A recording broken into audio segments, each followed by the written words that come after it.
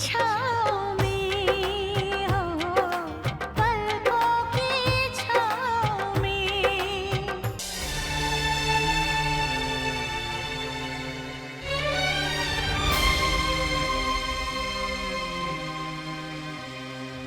इतना दर्द, इतना प्यार तेरे दिल में सुमन के लिए? गलती मेरी थी। मैंने ही तो सुमन को तेरे लिए चुना था। वो तेरे दिल में, तेरे दिमाग में इतनी बस चुकी है कि तुझे हमेशा उसी के सुख दुख का ख्याल है और कुछ नहीं।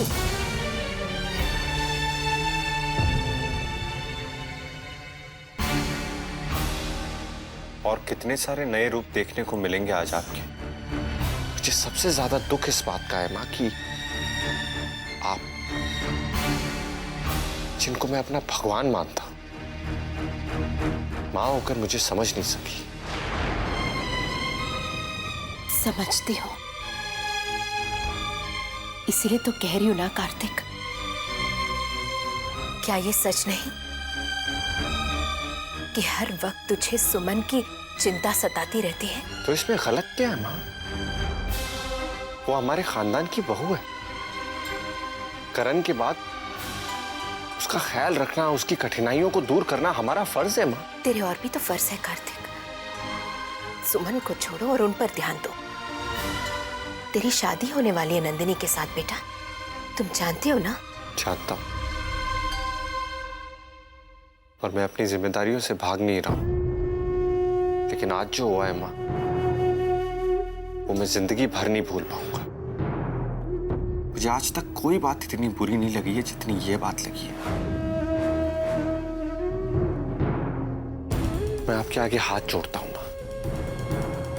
आगे से सुमन जी के बारे में ऐसी कोई भी बात करने से पहले एक बार सोच लेना।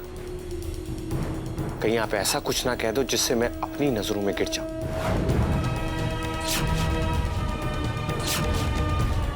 सुमन जी मेरे छोटे भाई की पत्नी है।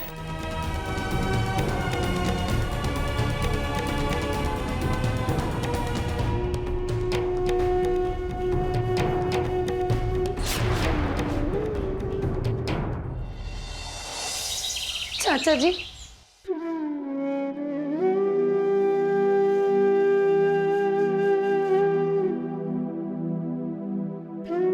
माना कि हम उस घर में गए थे, माना कि हम माँ की बात को कभी टाल नहीं सकते, लेकिन हम माँ कोई रिश्ता जोड़ने नहीं गए थे। हम तो बस टीकू का दिल रखने चले गए थे चाचा जी। वो मासूम हम बड़ों की नफरत को नहीं समझता है। बड़े ही बच्चों के लिए आदर्श होते हैं ना चाचा जी। तो फिर अगर हम नहीं जाते तो इस बात का टीकू के दिल पर क्या असर पड़ता? नहीं सुमन, तुम अब भी समझ नहीं रही हो। टीकू तो एक बहाना है बेटा। उनका असली मकसद तुम्हारी भावनाओं के साथ खिलवाड़ करना है। नहीं चाचा जी, हम आपकी इस बात को नहीं मानते। और अगर आपकी ये बात सच भी है तो भी हमारे लिए टीकू की भावना है हम बड़ों की नफरत से कहीं ज्यादा मायने रखती है। और हम आपसे एक और बात कहना चाहते हैं चाचा जी। माँ का स्थान आज भी हमारे लिए भगवान से बढ़कर है। वो चाहे हमें जो कहे, जिस इरादे से कहे, हम ना ही पहले उनकी किसी बात को टाल पाए थे और ना ही आगे कभी उनकी कोई भी बात को मना कर पाएंगे। हमें माफ कर दीजिएगा चाचा जी।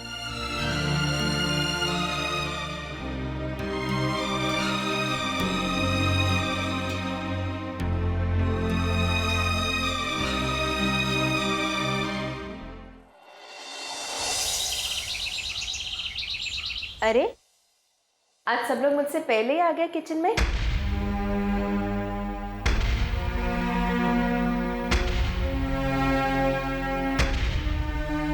दीदी, क्या बनाया आपने आज?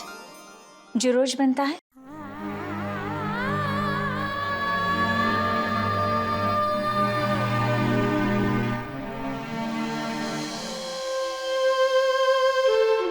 कल की बात को लेकर सब लोग अब तक मुझसे नाराज होना। मैं छत पे जा रही हूँ, गुड्डी मेरी चाय वहीं भिजवा देना। अम्मा, आपने मुझे अब तक माफ नहीं किया ना? बहू, कल लगा था कि इस घर में खुशियाँ वापस लौट आई, लेकिन तुमने तो घर आई खुशियों को वापस ही लौटा दिया। जब तुमने सुमन को माफ ही नहीं किया तो उसे बुलाकर क्यों लाई थी? ये घर खुशियों के लिए तरस रहा है बहू। झूठी आशाएं क्यों दिलाई तुमने? आप मुझे गलत समझ रही अम्मा। मैंने ऐसा कुछ भी नहीं किया। पता नहीं आप लोग कैसे समझ गए कि मैंने सुमन को माफ कर दिया। जिस लड़की ने इस घर की खुशियों पर ग्रहण लगाया, मैं उसे कैसे माफ कर सकती हूँ?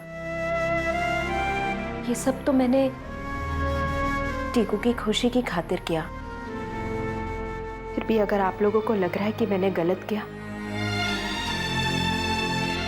तो मुझे माफ कर दीजिए, लेकिन इस तरह मुझ पर नाराज मत रहिए। आप लोगों की नाराजगी मैं नहीं सह पाऊंगी।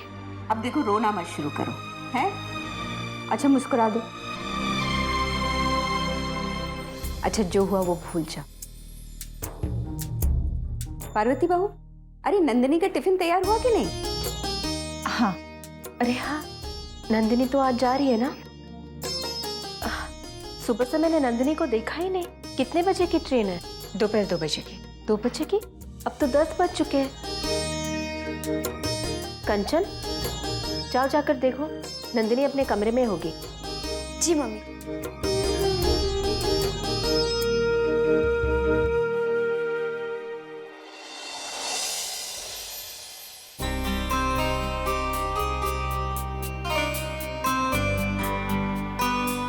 अरे, ये तो अब तक सो रही है।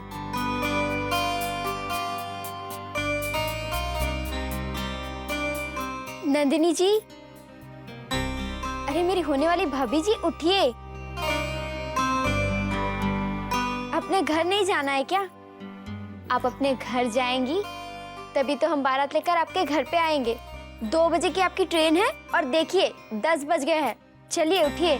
पता नहीं कंचन, कुछ तबीयत ठीक नहीं लग रही है। ऐसा लग रहा है जैसे बुखार है। बुखार? नहीं, बुखार तो नहीं है। हाँ, आप समझी कौन सा बुखार है। कार्तिक भैया को छोड़कर जाने का मन नहीं कर रहा होगा, है ना? ये कैसी बातें कर रही हो कंचन? हम सच कह रहे हैं। जब हम सुबह को उठे थे तो चक्कर सी आ रही थी, पर अभी भी सर बहुत दर्द कर रहा है।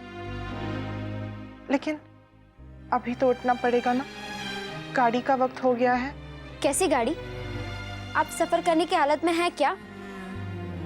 मैं कार्तिक भैया से कहकर आपकी टिकट कैंसिल करवा दूंगी। नहीं कंचन, बस थोड़ा सा आराम कर लेंगे तो हम ठीक हो जाएंगे। मैंने कहा ना, आज आप नहीं जा रही है, मैं जा रही हूँ टिकट कैंसिल करवाने।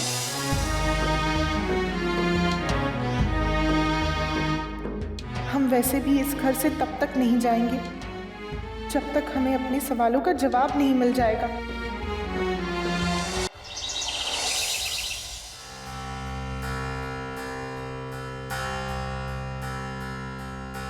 बस 2-3 दिन की बात है, काम खत्म होते ही लौट आऊंगा मैं। अरे पर तुम ये कह किससे रहे हो? मुझसे या सुमन से? तुमसे कह रहा हूं ना। कहा तो उसी से जाता है ना जो बात को सुने। जिस दिन मुझे लगेगा कि तुमने भी मेरी बात को सुनना बंद कर दिया है, तुमसे भी कहना छोड़ दो। एक बात बताऊं देव, तुम आज तक झूठ बोलना नहीं सीख पाए हो। मतलब ये कि अब कह दो ना कि ये नाराजगी नकली है। तुम नाराज नहीं हो सुमन से, घर से जाने से पहले उसे एक बार गले लगाना चाहते हो, कह दो। तुमसे किसने कह दिया मैं नाराज हूं सुमन से? सुना नहीं तुमने?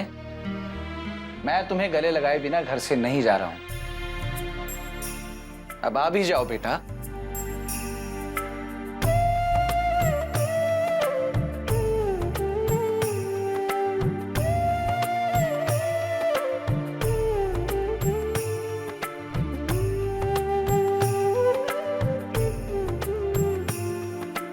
मैं जा रहा हूं बेटा।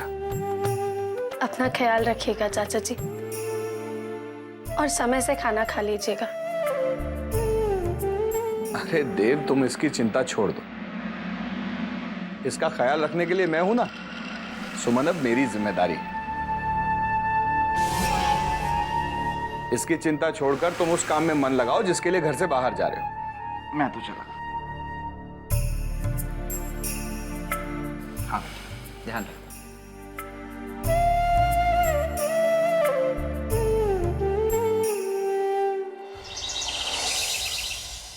जब तक तू ठीक नहीं हो जाती तब तक तुझे कहीं नहीं जाने दूंगी। डॉक्टर ने क्या कहा? तुम्हें आराम की जरूरत है।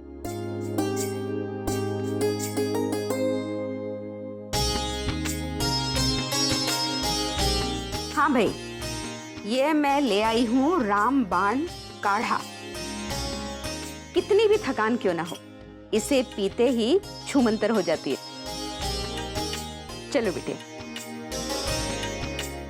दादी, आप भी ना? कार्तिक भैया के होते हुए आप क्यों इन्हें काढ़ा पिलाएंगी? कार्तिक भैया के हाथ से तो इनको काढ़ा भी मीठा लगेगा, है ना भाभी?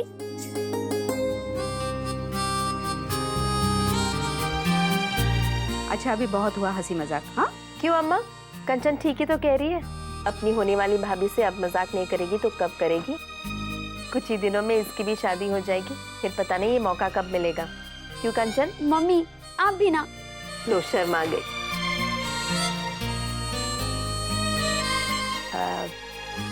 अम्मा,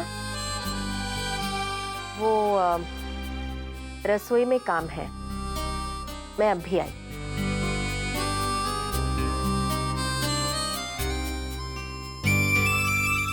अरे हाँ, मुझे भी ना बिटिया श्याम बहादुर को बाजार भेजना है, सामान मंगवाना है। मैं भी इतनी भुलक्कड़ हो गई हूँ ना। अच्छा हुआ बहू तुमने याद दिला दिया। बिटिया काढ़ा पी लेना है। चल गुड्डी।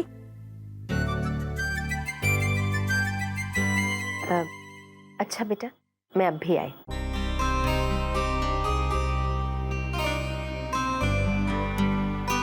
तुम कहाँ जा रहे हो?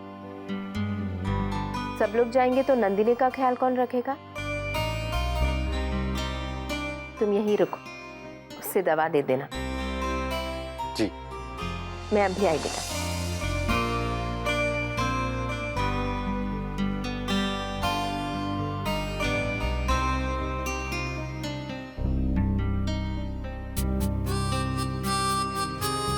ये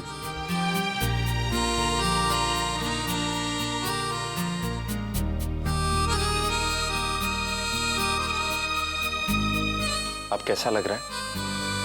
सिर अभी भी थोड़ा भारी लग रहा है।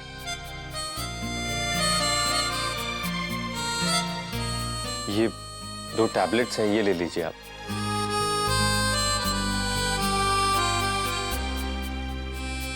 अच्छा, आप आराम कीजिए, मैं चलता हूँ। कार्तिक जी,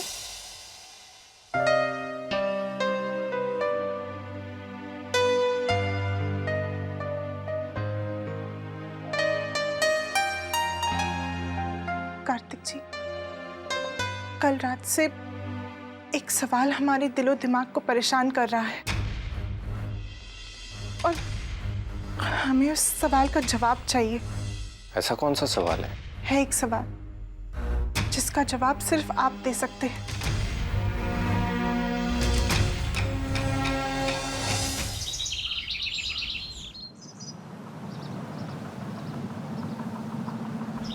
स्कूल आ गया तुम लोगों का। चलो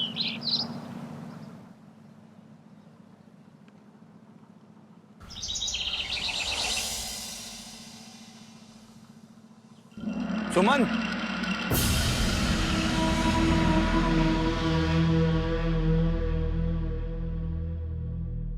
जी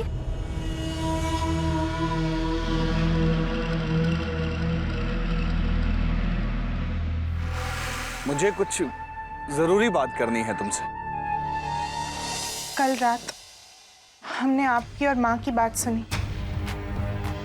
क्या ये सच है कि माँ ने पहले सुमंत को आपके लिए पसंद किया था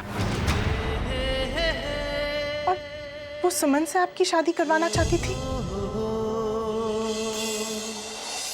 कल जब मैं बाहर से घर लौट रहा था तो कुछ लोगों को मैंने ये कहते हुए सुना कि कार्तिक अक्सर तुम्हें स्कूल में मिल जाता है, कभी कभी घर भी छोड़ने आता है। सुमन, बुरा मत मानना, देखो तुम्हारा ख्याल रखने के लिए देव है, मैं हूं, फिर ये कार्तिक इतनी तकलीफ क्यों उठाता है? आखिर लोग तो इन बातों का गलत मतलब ही निकालेंगे ना सुमन। या फिर तुम्हारे और कार्तिक के दिल में अगर एक दूसरे के लिए कुछ है तो सच सच बताइएगा कार्तिक जी, क्या आप आज भी सुमन से प्यार करते हैं?